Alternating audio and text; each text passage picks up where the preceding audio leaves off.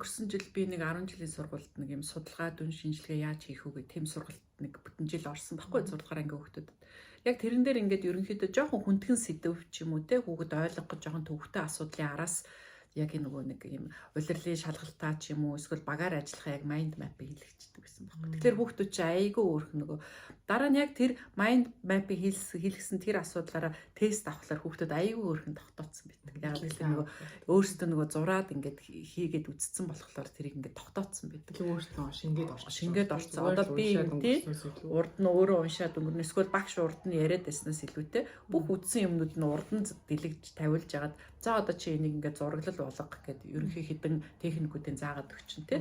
Тэгэхээр ингээд айгүй хөөрхөн зураад яадаг. Тэгэхээр маш тийм гоё ач холбогдолтой сургалт болно гэж бодож байгаа. Зөвхөн 9-өөс 12 дугаар ангийн гол нэг ахлах ангийнханд хийх гээд байгаа. Тэг гол шалтгаан нь болохоор яг энэ үед хүүхдүүдийн нөгөө юу их ихсдэг те нөгөө хичээлийн ачаалал нь.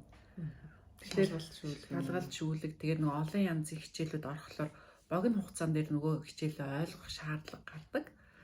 Тэгэхээр манай Жавзаа бас яг энэ талаар ийм туршлагатай майнд маппинг хийдэг.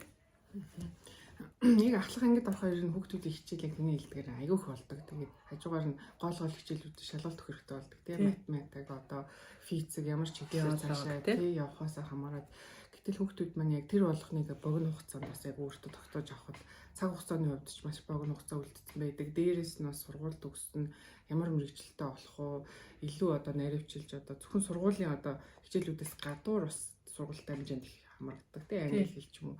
Тэгээ ачаал маш ихдэг учраас оюуны зураглал гэдэг энэ аргыг ашигласнаар хүүхэд өөртөө маш богино хугацаанд тухайн хичээлээ эсвэл сурж байгаа одоо зүйлээ тогтоож авах.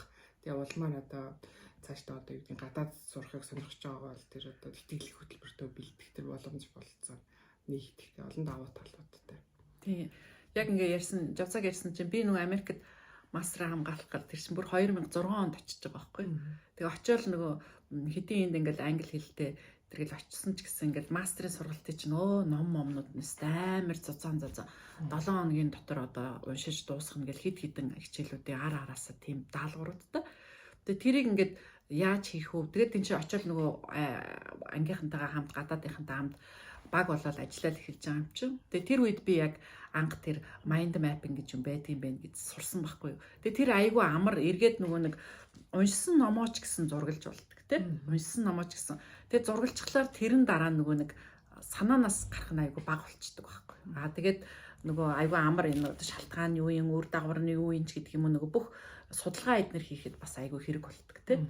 За ийм юм байна, үр дүн нь энэ гарах юм байна, өрнөл нь энэ юм байна гэд өөрийнхөө л хэмжээнд тэр чинь яг заавал ингэж зурна гэсэн юм байдгүй. Mind map хийхэд оюуны зураг гарахад тэр чинь нөгөө өөртөө л ойлгосноо эхлээд зураглаад харчиж байгаа гэсэн үг. Тэгээ харахтаа нөгөө номоо эргүүлж байгаа л харж штэ тийм. Тэгэл ингээл энэ тэндэн зооч. Тэг яг үн таны хэлээр одоо англиар бол mind mapping гэдэг чинь тэгээд бид нар одоо жишээл хөдөө ингээл аялалд явлаа гэхэд чинь газрын зургаар баримжаалал явдаг шүү дээ. Тэрнээс яг тэнд ийм нуур, тэнд яг ийм гол байгаа гэж газрын зураг дээр угаасаа зурсан ч багтахгүй.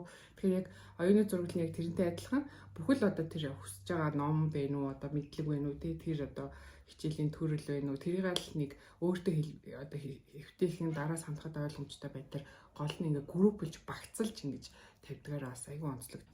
Тэгээ хүүхдүүдэд гол нь нөгөө сургалт одоо танхим гэж ингэхээр нөгөө тэрүүг ачаалтаа ядарч байгаа хүүхдүүд ялангуяа алах ингээ хүүхдүүд чинь дахиад ингээл аавч нэг сургалтанд явуулцдаг. Тэгэхээр хүүхдүүдтэй бичлэгийг одоо битэрийн тайлбарж байгаа бичлэгийг үзүүлээд өөрсдөө илүү сонирхоод тий за энэ арга техникийг эзэмшчихвэл одоо надад сургууль төгсөх явцад хэрэг болох юм байна. Ирээдүйд их сургуульд орсон ч гэсэн бид нар асар их мэдээлэл тунд явдаг тий хурлын тэмдэглэл хүртэлгээд ажилд орсон байхад хүртэл за тэгээд цаашаа одоо тэтгэл хөтөлбөртэй төрөний ярьдаг манай отоогч одоо магистрт явсан ч гэсэн ирээдүйн амьдралд чинь хизээч одоо хэрэг болохоор тийм арга хэрэгсэл одоо эзэмшиж боломжтой гэдэг утгаар бас хүүхдтэй энэ бичлэгийг үзүүлээд өөрсдийнх нь ингээд сонирхол байна уу гэдгийг нь асуугаад хүүхд өөрөө хүсэж ирэх юм бол бас өөртөө шууд зэгийн за чи явын хэрэгтэй гэж юм гэхээсээ илүү хүүхд өөрөө сонирхсан юм илүү хийдэг. Тэгээд хамгийн гол нь ирсэн хойнонд битэр бас ингээд тийм нэг л байдаг ар биш их өөр нь гоё ажилуулж хийх учраас